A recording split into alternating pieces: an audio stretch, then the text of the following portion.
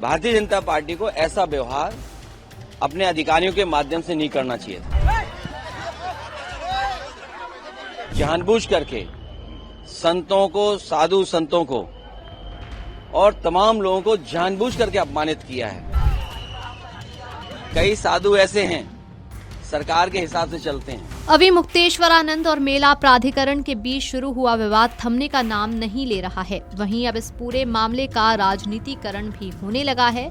एक तरफ जहां कुछ साधु संत स्वामी अभी मुक्तेश्वरानंद सरस्वती के खिलाफ हैं, तो वहीं दूसरी तरफ सपा प्रमुख अखिलेश यादव लगातार समर्थन में बयानबाजी कर रहे हैं। शंकराचार्य के मुद्दे पर अखिलेश यादव ने कहा कि ये सभी हमारी शोभा है।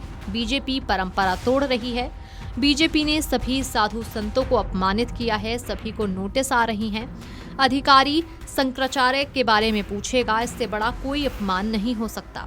कई साधु ऐसे हैं जो सरकार के हिसाब से चलते हैं, वो असली नहीं होते हैं। भारतीय जनता पार्टी ने जानबूझकर अपमान किया है। सुनिए सपा प्रमुख ने अपने बयान में और क्या कुछ कहा। शंकराचार्य जी और जितने भी हमारे साधु संत हैं, ये हमारी शोभा हैं। और जब इतने बड़े आयोजन हों, स्वाभाविक रूप से लोग उनसे मिलने आते हैं, आशीर्वाद लेने आते हैं, उनके अनुयायी उनसे बहुत सारी जानकारी हासिल करते हैं। यही सनातन धर्म की परंपरा है। और अगर परंपरा कोई तोड़ रहा है तो वो भारतीय जनता पार्टी है। भारतीय जनता पार्टी को ऐसा व्यवहार अपने अधिकारियों के माध्यम से नहीं करना चाहिए था।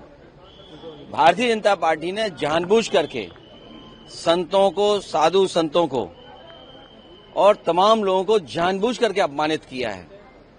जो संविधान, जो कानून, जो देश का हमारी पहचान है, जो भाईचारा है, जो हमारी संस्कृति है, जिसको सम्मान दिलाने का काम होना चाहिए, वो भारतीय जनता पार्टी नहीं कर रही। ये बहुत सिंपल तरीका है बीजेपी का। आप एएनआई हैं, आप एबीपी हैं, ये कोई और चैनल है, ये एक और एजेंसी है। अगर आप भारतीय जनता पार्टी के हिसाब से काम नहीं करोगे तो आपको भी नोटिस मिलेगा, आपके पास ईडी आएगी, आपके पास सीबीआई आएगी। तो ये बहुत सिंपल फार्मूला है, ये कोई नई चीज नहीं है। और फिर किसको अधिकार है?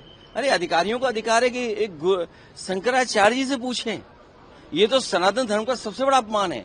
एक अधिकारी अगर पूछेगा शंकराचार्य जी के बारे में, आपका सर्टिफिकेट परिचय क्या है, तो इससे बड़ा सनातन धर्म का, इससे बड़ा हमारे साधु संतों का, इससे बड़ा हमारी संस्कृति का, इससे बड़ा हमारे माघ मेला का, इससे बड़ा हमारे हिंदुस्तान का कोई अपमान नहीं हो सकता जो भारतीय जनता पार्टी अपने चापलूस अधिकारियों से करवा रहे हैं।